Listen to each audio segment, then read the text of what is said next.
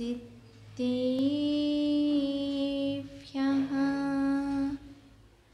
ॐ नमः सिद्धिभ्यः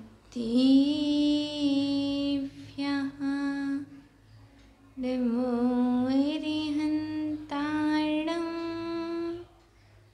नमो सिद्धाणं नमो ऐरियाणं नमो वज्रायाणं नमो लोये सविशाहुणं वन्दितो सौए सिन्धि ध्रुवमच मणोवमं गीं पत्ते वोच्छामि समय पाहुण मेणेमो स्वीकी विलीभड्यं नमः समय साराय स्वान्यवुत्याचकासते चिस्वभावाय सर्विभावान्तरच्छिदे कुर्वः पान्तिनो नित्यं ज्ञानिदर्शननायिकः चारित्राणुगम्भीरा मोक्षमार्गोपदेशिकः मोक्षमार्गोपदेशिकः। बोलिए अनंतानंत सिद्ध परमेष्ठी भगवान की। बोलिए देवादि देविक जड़ प्रथम तीर्थंकर श्री आदिनाथ भगवान की। 24 तीर्थंकर भगवान की। परम पूजनीय आचार्य वंश श्री कुंद स्वामी की। परम पूजनीय आचार्य वंश श्री पूजपाद देवी की। प्रातः स्मरणीय सारस्वत कवि नई चक्रवर्ती मम शिक्षा दीक्षा दाता आचार्य वंशी विभव सागर जी महामुनि राज की।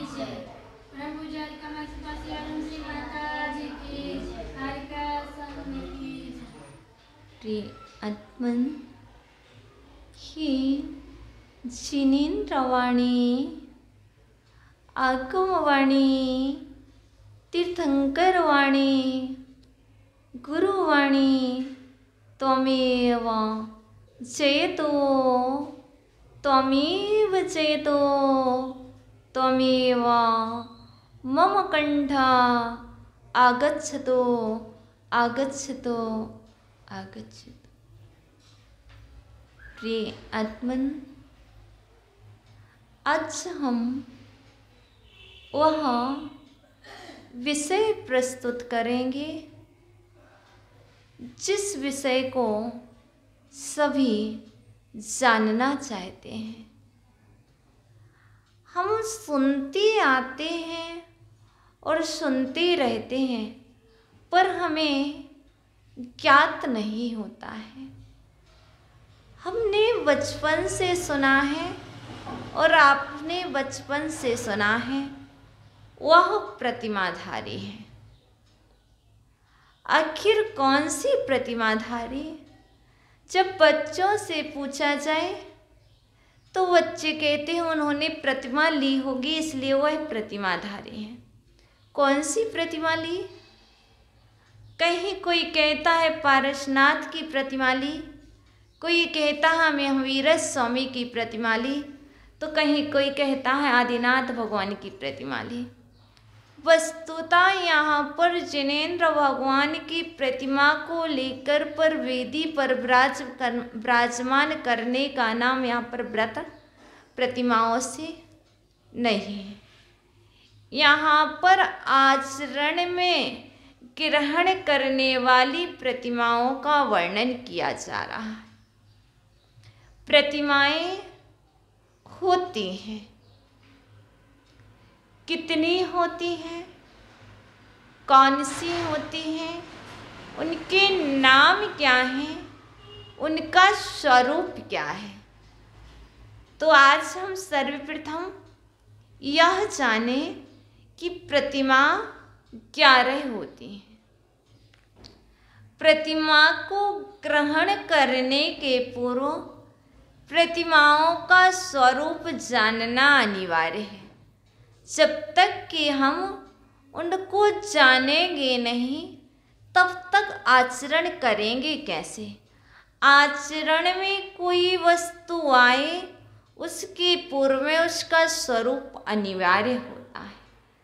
तो आचार्य भगवान ने प्रतिक्रमण में 11 प्रतिमाओं का स्वरूप बतलाया है, और वही 11 प्रतिमाओं के नाम जो प्रतिक्रमण में आए हैं, वही नाम आचार्य भगवान कुंद स्वामी ने बारसाणु व्याख्या में भी कहे हैं।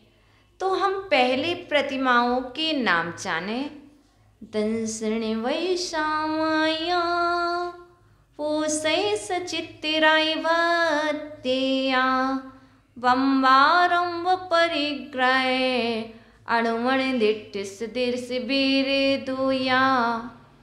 यहाँ पर आचार्य भगवान कुंद स्वामी, आचार्य भगवान पूज्यपाद देव, जितने भी आचार्य भगवान हुए हैं, उन्होंने इस कारिका के माध्यम से 11 प्रतिमाओं के नाम बतलाए हैं। सर्वप्रथम पहली जो प्रतिमा है उसका नाम है दर्शन प्रतिमा। अब दर्शन वय व्रत प्रतिमा, पहले नाम जान लो फिर स्वरूप बतलाएं। दर्शन प्रतिमा, दूसरी है व्रत प्रतिमा, तीसरी जो प्रतिमा है वह सामायिक प्रतिमा है। चौथी प्रतिमा भैया कौन सी है पता है? पोषय प्रोषद प्रतिमा।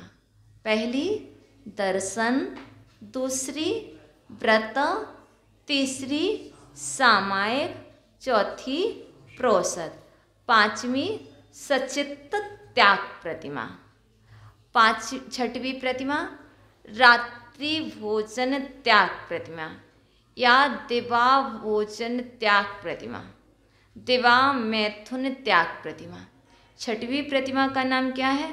रात्रि भोजन त्याग प्रतिमा, या इसका दूसरा नाम है दिवा मैथुन त्याग प्रतिमा। पहली दर्शन, दूसरी व्रत, तीसरी सामायिक, चौथी प्रोषद, पांचवी सचित्त त्याग प्रतिमा और छठवीं रात्रि भुक्ति त्याग प्रतिमा।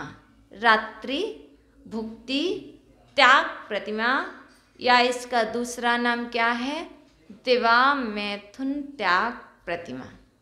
अब इसके बाद आता है सातवीं प्रतिमा ब्रह्मचर्य प्रतिमा। कौन सी? ब्रह्मचर्य प्रतिमा। आठवीं प्रतिमा आरंभ त्याग प्रतिमा। नौवीं प्रतिमा परिग्रह त्याग प्रतिमा और 10वीं अनुमति त्याग प्रतिमा और 11वीं उद्दिष्ट त्याग प्रतिमा। याद हो गए?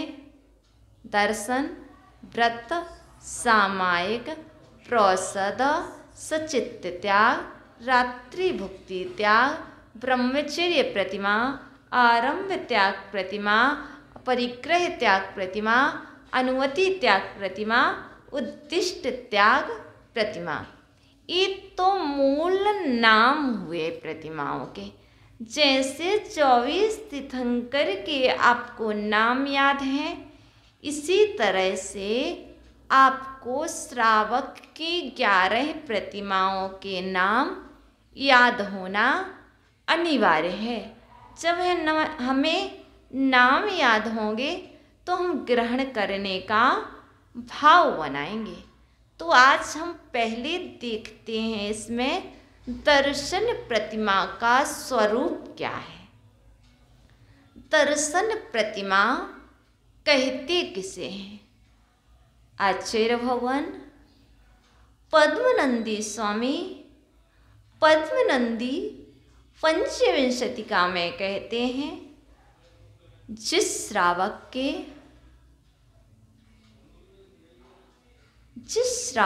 के शंका आदि दोषों से रहित है, और जो देव शास्त्र गुरु पर श्रद्धा करता है, सप्त व्यसनों का त्यागी है, अष्टमूल गुणों का धारी है और सम्यक्त से विशुद्ध है, उस श्रावक रत्न के पहली दर्शन प्रतिमा हुआ करती है। अब यहाँ पर दर्शन प्रतिमा का जो स्वरूप है, इसमें सर्वप्रथम तो सामान्यतः सप्त व्यसन का त्याग होना अनिवार्य है।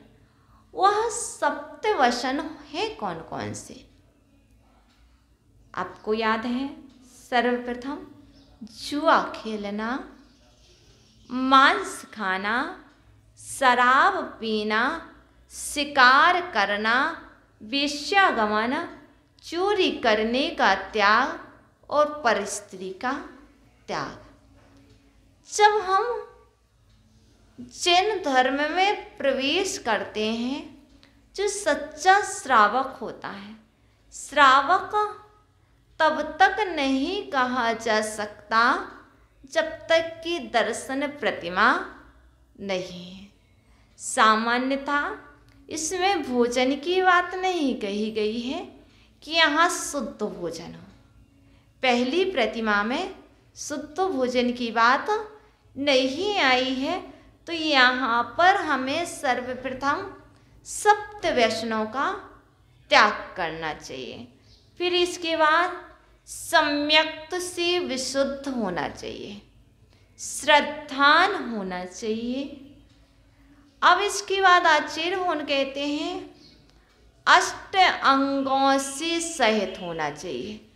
जो प्रतिमाधारी है उसके अष्ट अंगों से सहित होता है। कौन कौन से? निसंकित, संकार रहित होना। कैसी शंका?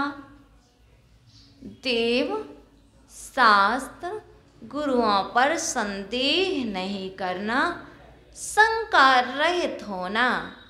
चाहे कोई कुछ कहे चाहे ना कहे, मन से शंका रहित, वचन से शंका रहित और काय से भी शंका रहित होना।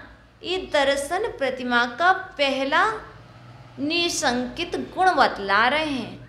जो दर्शन प्रतिमाधारी श्रावक और श्राविका होते हैं, जो भी भव्य जीव दर्शन प्रतिमा को धारण करते हैं, वह निशंकित होते हैं, शंका रहित होते हैं। दूसरा, ये अष्टांग में पहला अंग कौन सा है? निसंकित, निकांक्षित, आकांक्षा रहित होना। आकांक्षा मत करना, हमने जो ग्रहण किया इससे मुझको कुछ मिले, कांक्षा नहीं। निर्विचिकित्सा, निर्विचिकित्सा अर्थात गिलानी से रहित होना, घृणा से रहित होना। देखो कभी कभी क्या होता है, हम साधुओं को देखते हैं, सर्दी का मौसम आएगा, क्या होगा? मैल की परत लग जाएंगे, कानों में कुंडल बन जाएंगे, इत्यादि बहुत सारी चीज़ें देखेंगे।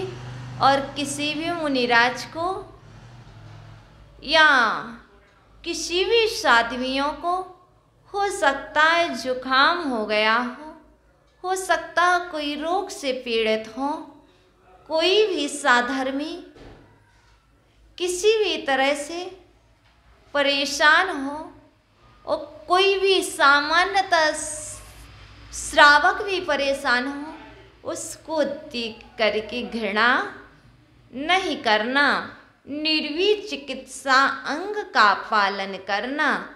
हो सकता है मार्ग में गंदगी हो, बहुत सारी होती है, तो पूज्य गुरुवर जब कहते हैं कि आचार्य से बहुत गंदा मार्ग है, आचार्य होने की बात कहा करते हैं गुरुवर, बेटा निर्विचिकित्सा अंग कहाँ गया?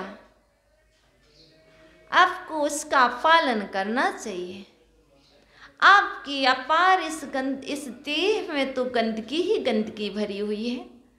तुम्हें बाहर में दिख रही है, इससे घृणा हो रही है। आप एक बार अंदर तो झांक करके देखो। तो ये निर्विचिकित्सा अंग का पालन करना दर्शन प्रतिमा में आता है। और चौथा कौन सा है? निशंकित, निकांचित, निर्विचिकित्सा, अमूढ़ दृष्टि, अर्थात मूढ़ता रहित होना। और कैसे? अमूढ़ दृष्टि। जैसे आप अपने अंदर के बहुत सारी चीज़ों को छुपा कर के रखते हो, वैसे ही मूढ़ता रहित। किससे? 3 मूढ़ता होती है। कौन कौन सी होती है? देव मूढ़ता, गुरु मूढ़ता, लोक मूढ़ता। इनसे भी रहित होना। और 5वीं कौन सा अंग है? उपगूहन। उपगूहन। जैसे आप अपना अंदर के भाग छुपा करके रहते हो, उसको प्रकट नहीं होने देते हो। इसी तरह धर्म के अप्रभावना के जो कारण हैं, उनको भी क्या करना?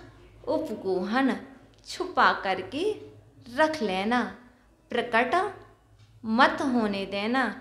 जैसे आप अपने पुत्र के, पुत्री के दुर्गुण को सभी के समक्ष प्रकट नहीं करते हो, ऐसे ही अपने साधर्मी भाई बहनों के दुर्गुण दिखाई दे जाएं तो उनको प्रकट नहीं करना।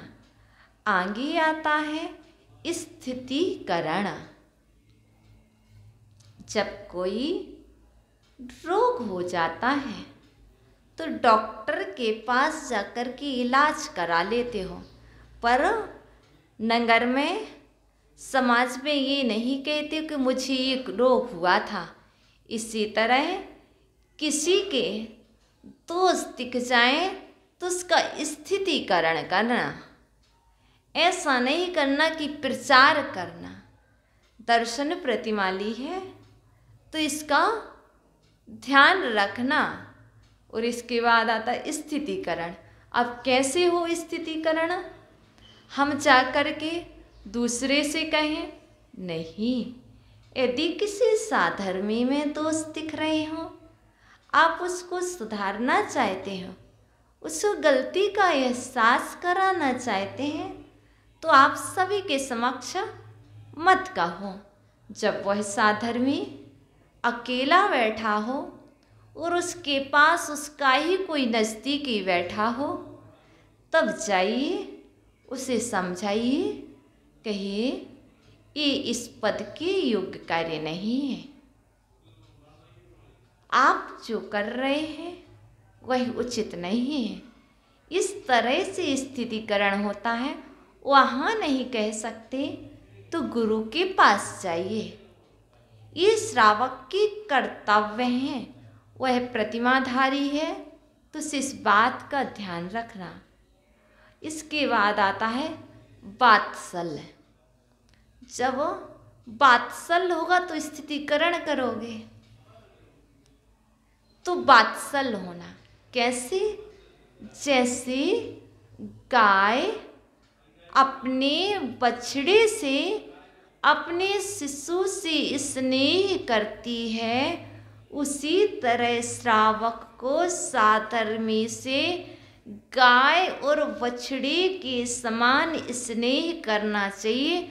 माँ का जो स्नेह अपने शिशु से होता है, वैसे ही श्रावक को श्रावक के प्रति स्नेह करना चाहिए। ये तो पहली सीमा है। हम कहते हैं उस संग में स्नेह है, नहीं, उस संग में तो रहना ही चाहिए, क्योंकि वात्सल्य गुण है। वात्सल्य गुण नहीं होगा तो कैसे कोई टिकेगा? तो ये वात्सल्य होना चाहिए। ठीक है। इसके बाद आती है प्रभावना। प्रभावना करना है, प्रभावना करना नहीं पड़ेगी। वात्सल्य होगा तो प्रभावना हो जाएगी।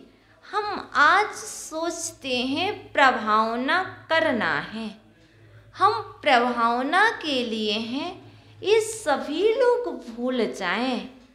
आप तो पहले के जो अष्ट अंग बतलाए हैं इनको अच्छी तरह से धारण कर लो, इनका अच्छी तरह से पालन करो, प्रभावना तो ऑटोमेटिक हो जाएगी। प्रभावना के लिए कभी ना तो माइक चाहिए पड़ता है, ना कभी मंच चाहिए पड़ता है, ना माला, ना सम्मान की आवश्यकता है। प्रभावना के लिए तो पहले 7 गुण हो जाएं जीवन में तो प्रभावना तो ऑटोमेटिक हो जाया करती है। हमने अपने पूज्य गुरुवर में यह सभी गुण देखे हैं, उनमें वात्सल्य भी देखा है, उनके अंदर हमने स्थितीकरण भी देखा है, ये सारी चीज निसंकित गुण देखा है। देखो, किसी पर संदेह नहीं करते। कोई कुछ कहे तो पूज्य गुरुवर कहते मैं नहीं मानता, आकांक्षा नहीं रखते हैं, किसी से नहीं रखते, ना तो शिष्य शिष्याओं से रखते हैं, ना ही श्रावकों से रखते हैं आकांक्षा। और निर्वीण चिकित्सांग तो पूज्य गुरुवर के अंदर इतने अच्छे से कूट कूट करके भरा है, गुरुवर को कभी दुर्गंध नहीं आती और हमारे गुरुवर को कभी घृणा नहीं लगती। चाहे कोई वमन करे, चाहे कोई अस्वस्थ हो। देखो, आपको एक स्टोरी याद होगी, कौन सी रानी थी जो मुनिराज के आहार करा रही थी? रेवती रानी थी ना। रेवती रानी, भैया, रेवती रानी एक दिगंबर यतिराज के आहार करा रही थी। मुनिराज के आहारचर्या में अपथ्य का सेवन होने से वमन हो गया। अब वह रानी ने घृणा नहीं की। मुनिराज को वमन होने के बाद उस रानी ने मुनिराज के द्वारा किए हुए वमन को अपने हाथों से समेट करके अलग किया। ये होता है निर्वीण चिकित्सांग। हम क्या करते हैं, वमन हो रहा तो हमारा गला खिंच रहा, हमें घृणा लग रही, हम वहाँ से भाग जाते हैं। लेकिन मुनिराज, उस रानी ने, यदि वो थोड़ा सा सोच लेती मैं रानी हूँ, मैं महारानी हूँ, नहीं, ये उसका विशेष गुण था, इसीलिए तो वो प्रसिद्ध हुई है निर्वीण चिकित्सांग में। तो ऐसे ही हमारे पूज्य गुरुवर में वह गुण है कि वह भी निर्वीण चिकित्सांग का अच्छी तरह से पालन करते हैं। हम और आप तो वहाँ से हट जाएंगे, पर मेरे गुरुवर वहाँ से नहीं हटेंगे। चाहे वह श्रावक हो, चाहे वह साधु हो, सभी के अच्छी तरह से ध्यान रखते हैं। ऐसे ही यहाँ पर स्वरूप दर्शाया है। दर्शन प्रतिमा को धारण करना है, पहले सीढ़ी पर पैर रखना है। तो आचार्य वन कहते हैं पहली सीढ़ी के स्वरूप को जान लो। तो सर्वप्रथम ये अष्ट अंग से सहित होता है वह श्रावक जिसके जीवन में दर्शन प्रतिमा होती है। और इसके बाद वह सम्यक सहित होता है। सम्यक दृष्टि ही होगा तभी प्रतिमा लेने का भाव बनेगा। और विशुद्धि से सहित होता है, ये दर्शन प्रतिमा का स्वरूप हुआ। इसमें भोजन का भी नहीं बताया, यहाँ पर ब्रह्मचर्य व्रत की बात नहीं आई कि जो ब्रह्मचर्य व्रत को ही धारण करेगा वही प्रतिमा ले पाएगा, ऐसा नहीं है। ये तो श्रावक है, ये श्रावक ले सकता है, यहाँ पर ब्रह्मचर्य की बात नहीं आई है। अब इसके बाद आती है कौन सी प्रतिमा? दूसरी प्रतिमा, जिसका नाम है व्रत प्रतिमा। इस व्रत प्रतिमा में 12 व्रतों का पालन करना होता है। वह 12 व्रत कौन कौन से हैं? पंच अणुव्रत, 3 गुण व्रत और 4 सुरक्षा व्रत। अणुव्रत को आप जानते हैं, गुणव्रत को आप जानते हैं और शिक्षा व्रत को भी आप जानते हैं। अहिंसा अणुव्रत, सत्य अणुव्रत, आचर्य अणुव्रत, ब्रह्मचर्य अणुव्रत और परिग्रह प्रमाण अणुव्रत। यहाँ पर ये बात दूसरी प्रतिमा में आ गया है, ब्रह्मचर्य अणुव्रत। लेकिन कैसा आया है? स्थूल रूप से अपने में ही संतुष्टि, जिसे बोलते हैं स्वादार संतोष ब्रह्मचर्य व्रत। अहिंसा का पालन करना, हिंसा नहीं करना, सत्य व्रत का पालन करना, पर ऐसा सत्य भी नहीं बोल देना कि किसी के प्राण चले जाएंगे। अपने प्राणों की रक्षा के लिए, अपने जीवन की रक्षा के लिए किसी का वध नहीं करना, किसी के प्राण मत ले लेना, क्योंकि हमारा अहिंसा अणुव्रत है। या क्योंकि लोग होते हैं कभी कभी भ्रमित कर देते हैं, लेकिन कभी नहीं। हे भगवान, मेरे भले ही प्राण चले जाएं, पर मैं अपने प्राणों की रक्षा के लिए किसी भी जीव के प्राण नहीं लेंगे। ये अहिंसा अणुव्रत है। अहिंसा अणुव्रत में हमने आपको पूर्व में बतलाया था, सटकाए के जीवों की आराधना नहीं करना।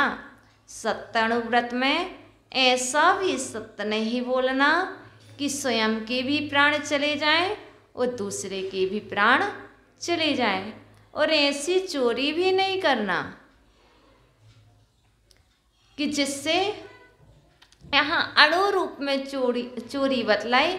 कभी कभी घर में क्या होता है, बिना पूछे ग्रहण कर लेती हैं माताएं, स्वामी से नहीं पूछ पाती हैं और वस्तु को ले लेती हैं, लेकिन बतला दें कहीं दूसरे की घर में जा कर के चोरी नहीं करना। किसी की भूली हुई वस्तु को अपना मत बनाना। इसके बाद आता है ब्रह्मचर्य अणुव्रत, और फिर आता है परिग्रह प्रमाण अणुव्रत। परिग्रह की सीमा कर लेना, यह भी अणुव्रत है। अब क्रम आता 3 गुण व्रत, जिसमें पहला कौन सा गुण व्रत है? दिग्व्रत। दिग्व्रत गुणव्रत 3 होते हैं, दिग्व्रत, देशव्रत, अनर्थ दंडव्रति व्रत। दिग्व्रत अर्थात दिग्मीस दिशाओं की मर्यादा ले लेना। मैं इन दिशाओं में इतने समय तक नहीं जाऊंगा, इतने समय तक यहीं रहूंगा, ये दिग्व्रत है। देश व्रत में देश की मर्यादा लेना ना, कि मैं इस भारत देश से बाहर नहीं जाऊंगा, मैं विदेश नहीं जाऊंगा, इत्यादि मर्यादाओं को ले लेना, यह भी गुण व्रत है। इसके बाद आता है अनर्थ दंड व्रत।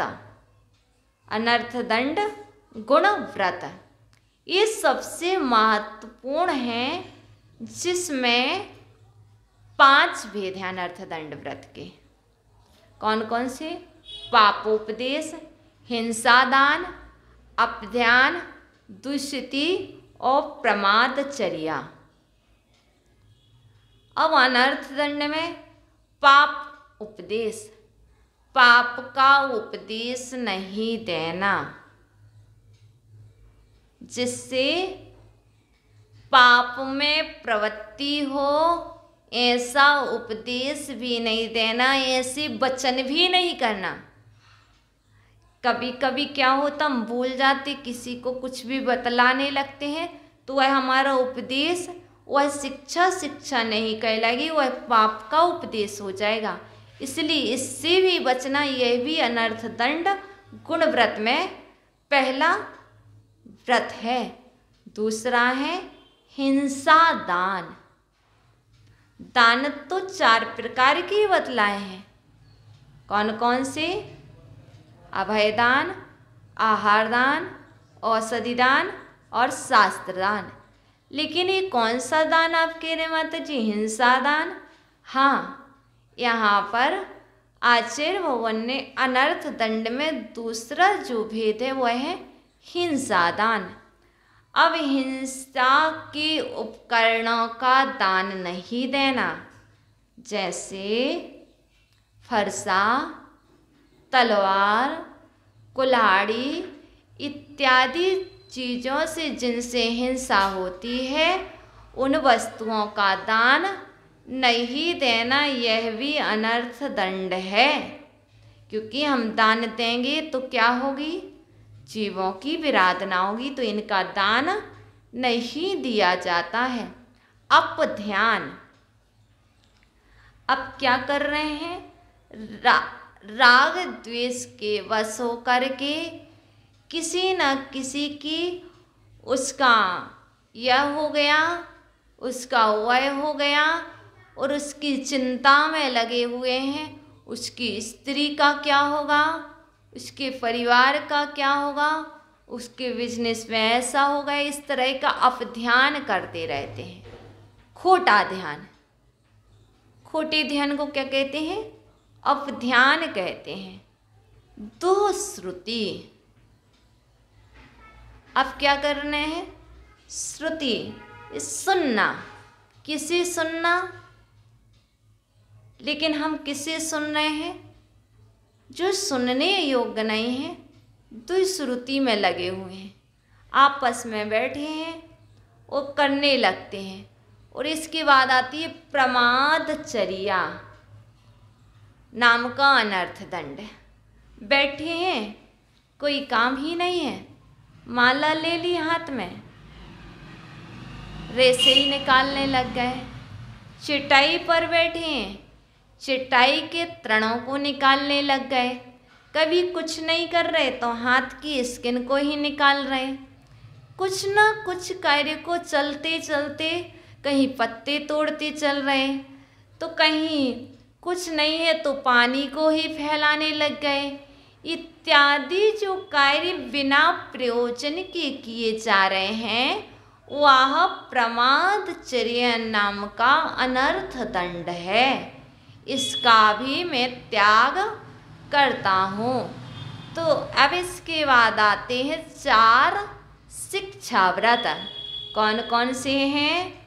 भोगोपभोग परिमाण शिक्षा व्रत। तो इसमें क्या?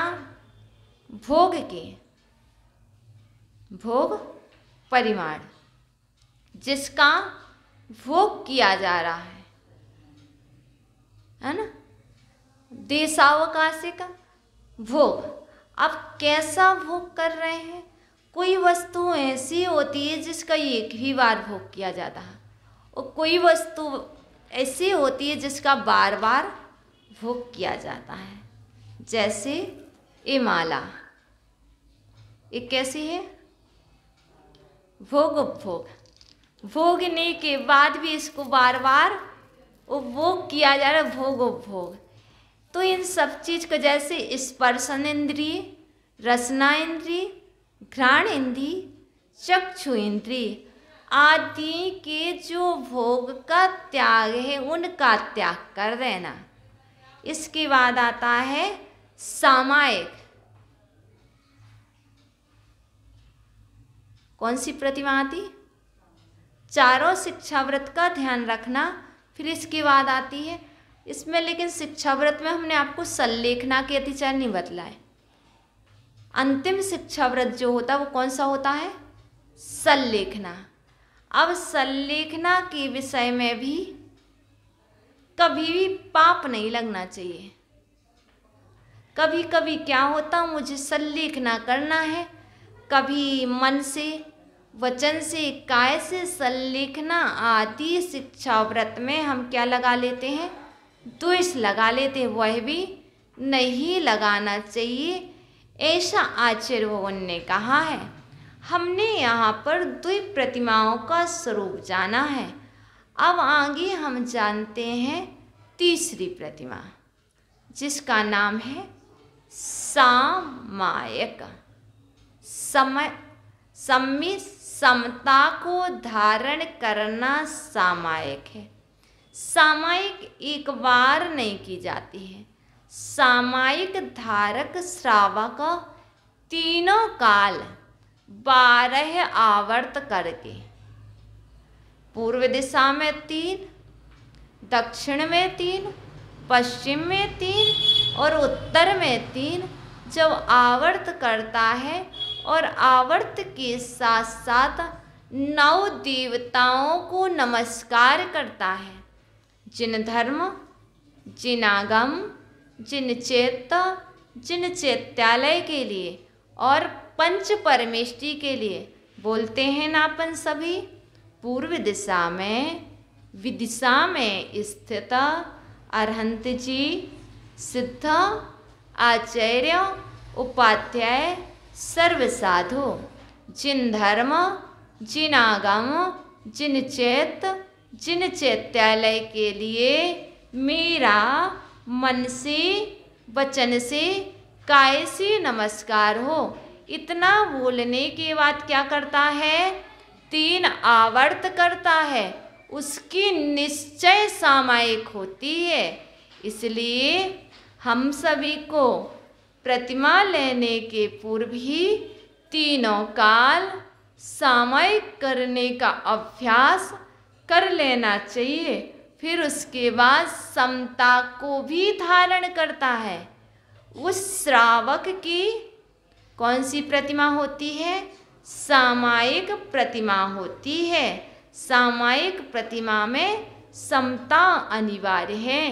बिना समता के सामायिक नहीं हो सकती।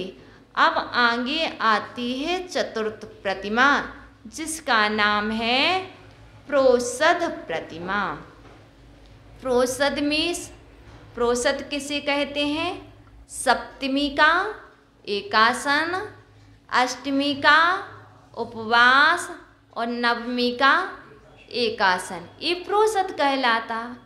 लेकिन यहाँ पर आचार्य भगवान ने बतलाया है, सबसे पहले अपनी शक्ति को विचार करके प्रोषद प्रतिमाधारी को 1 माह में 2 अष्टमी और 2 चतुर्दशी को अपनी शक्ति के अनुरूप पालन करना चाहिए। उपवास नहीं कर सकते हैं तो 3 दिन एकासन करना चाहिए। यदि बने तो 3 दिन उपवास करना चाहिए, नहीं बने तो अष्टमी का उपवास करना चाहिए, और नहीं बने तो फिर आपको 3 दिन एकासन करना ही चाहिए। चौथी प्रतिमा है प्रोषद। अब आगे आती है 5वीं, कौन सी है भैया? भूल गए? सचित्त त्याग प्रतिमा। सचित्त वस्तु का त्याग। सचित्त क्या है? जैसे अंकुरित वस्तु। कभी कभी जैसे जो अंकुरित होती है वह नहीं लेना। जल भी लोगे, जल भी पियोगे तो प्रासुक किया हुआ ही पियोगे। 5वीं प्रतिमाधारी श्रावक अप्रासुक जल नहीं पी सकता है। और छोटे छोटे फल क्या हुआ, ककड़ी जब आती है तो छोटी अच्छी लगती है। बहुत सारे ऐसे अमरूद छोटे अच्छे जो अभी अंकुरित हुए हैं वैसे फल भी नहीं लोगे। और सचित त्याग प्रतिमा है तो साबुत नहीं खाओगे, क्या करोगे, पीस बनाकर ही इसको लोगे। यह सचित त्याग प्रतिमा है। अब इसके बाद आती है रात्रि भुक्ति त्याग प्रतिमा, जो छठवीं है। इस प्रतिमा में रात्रि भोजन नहीं किया जाता है, किसी में भी नहीं किया जाता। इसका नाम ऐसा क्यों हो, तो यहाँ पर हमें रात्रि भुक्ति त्याग प्रतिमा से ये लेना है कि रात्रि का बना हुआ भोजन भी नहीं करेंगे। और इसका दूसरा नाम क्या है, दिवा मैथुन त्याग प्रतिमा। जो श्रावक के षष्ठम प्रतिमा लेता है वह 9 कोटि से शुद्ध विशुद्ध दिवा मैथुन का दिन में त्याग करता है। अब इसके अभी यहाँ पर ब्रह्मचर्य की बात नहीं आई ना। अब 7वीं जो प्रतिमा आती है वह कौन सी प्रतिमा है, ब्रह्मचर्य प्रतिमा। अब जो सप्तम प्रतिमा है, सप्तम प्रतिमा में ब्रह्मचर्य अनुव्रत को धारण किया जाता है। इसमें 100 स्त्री और परिस्त्री का पूर्ण रूप से त्याग कर देना ब्रह्मचर्य नाम की सप्तम प्रतिमा है। मन से भी त्याग, वचन से भी त्याग, काय से भी त्याग। यहाँ पर माता भाई बहन की तरह रहना इस सप्तम प्रतिमा है। अष्टम प्रतिमा आरंभ त्याग। सप्तम प्रतिमाधारी दुकान भी चलाएगा, खेती बाड़ी भी करेगा। सप्तम प्रतिमाधारी अपने बच्चों की शादी भी करेगा, सिर्फ अपने भाई के नहीं, आपके अधीन आपके पास रहने वाले उनका सब कुछ करेगा, बिजनेस भी करेगा। लेकिन अष्टम प्रतिमाधारी आरंभ त्याग, सभी तरह के आरंभ का त्याग कर देगा। अब वो किसी भी तरह के आरंभ नहीं करेगा, ना तो पैसा कमाएगा ना पैसे रखेगा। जो भी है उसको भी अब सीमित त्याग कर दिया। इसीलिए आचार्य भगवान कहते हैं 7 प्रतिमा को धारण करके तो घर में रह सकते हैं, अच्छी तरह से पालन कर सकते हैं। लेकिन जब भी 8वीं प्रतिमा लो तो घर छोड़ देना चाहिए, क्योंकि घर में नहीं हो सकता। आरंभ का त्याग है तो अग्नि जलाए इत्यादि बहुत सारे काम नहीं करेंगे तो सुनेंगे तो संकलेश होगा।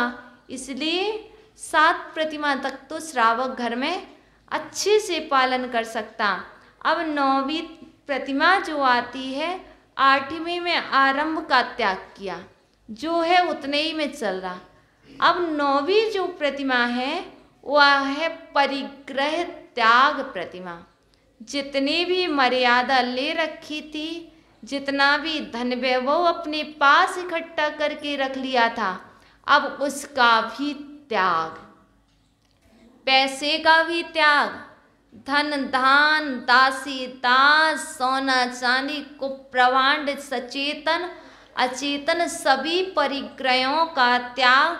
मात्र जो तन पर वस्त्र हैं और वस्त्र हैं, उन वस्त्रों को छोड़ करके सभी का त्याग कर देना परिग्रह त्याग प्रतिमा है। और 10वीं अनुमति त्याग। अब क्या हो गया, परिग्रह का तो त्याग हो गया है, लेकिन परिग्रह धारियों का त्याग नहीं हुआ है, घर का त्याग नहीं हुआ है। तो अब क्या कर रहे हैं, बिना पूछे, और कोई पूछे भी तब भी अनुमति नहीं देना।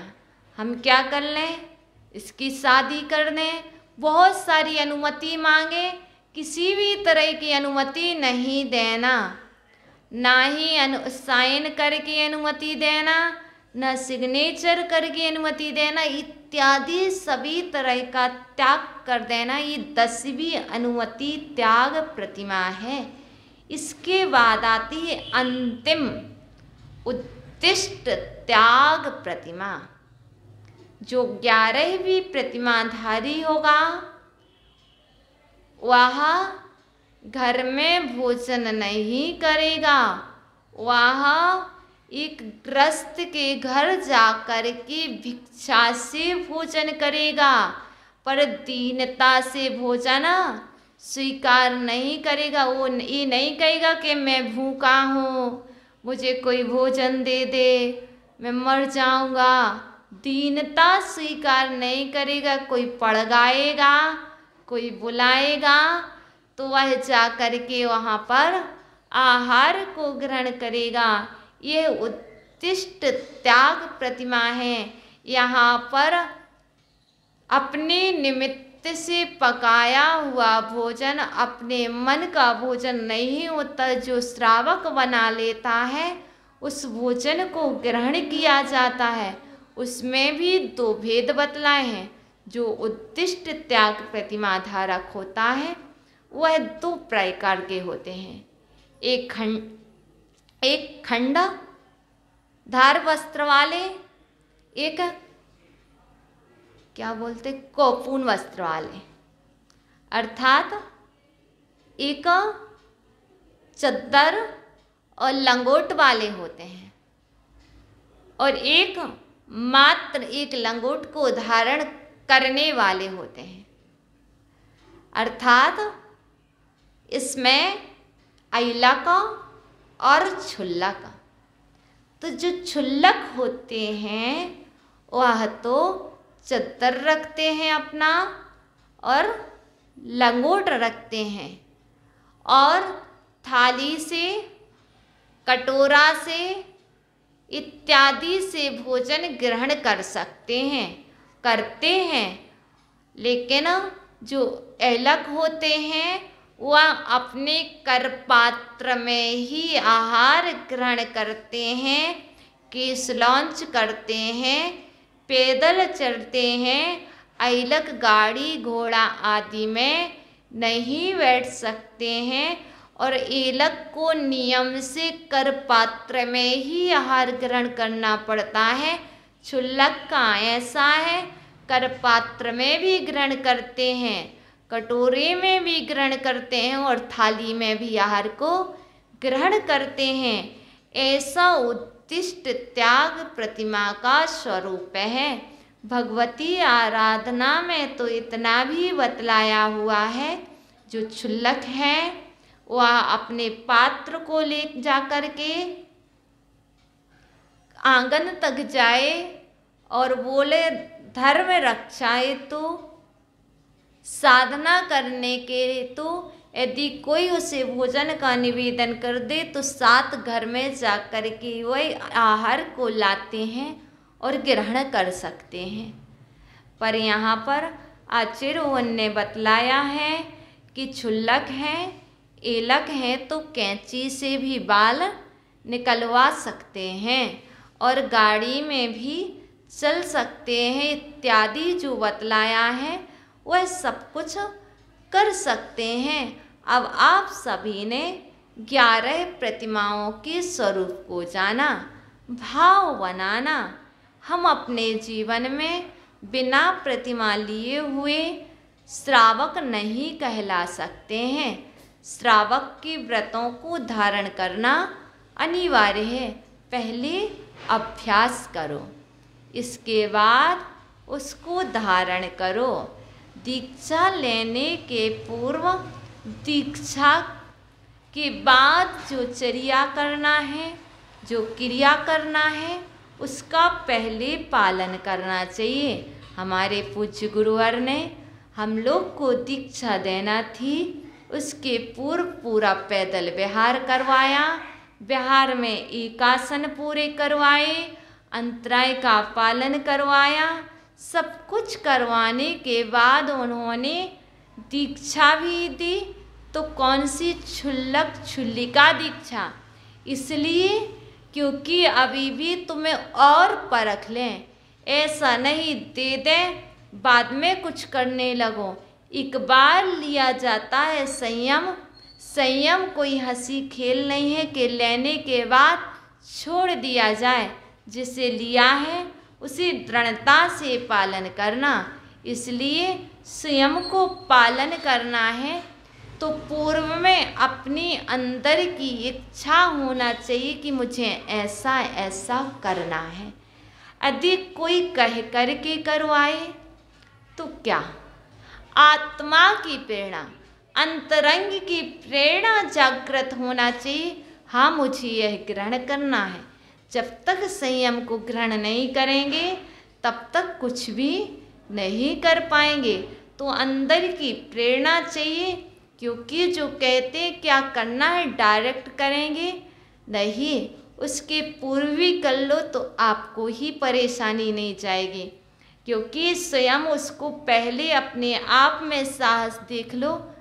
इसलिए स्वयं को अपना ध्यान रखने के लिए, साधना करने के लिए छोटे छोटे से कार्य स्वयं को स्वयं की प्रेरणा से करते रहना चाहिए। माताजी तो मात्र बतला सकती हैं, श्रावकों को प्रतिमाओं का स्वरूप बतला सकते हैं, लेकिन प्रतिमा तुम्हें लेना है। इसीलिए आचार्य भगवान विद्यासागर जी महाराज एक हमेशा बहुत अच्छी बात कहते हैं। वो हमेशा कहते हैं पहले अभ्यास करो। क्यों करो? अभ्यास करोगे तो कभी भी डगमग नहीं होगे।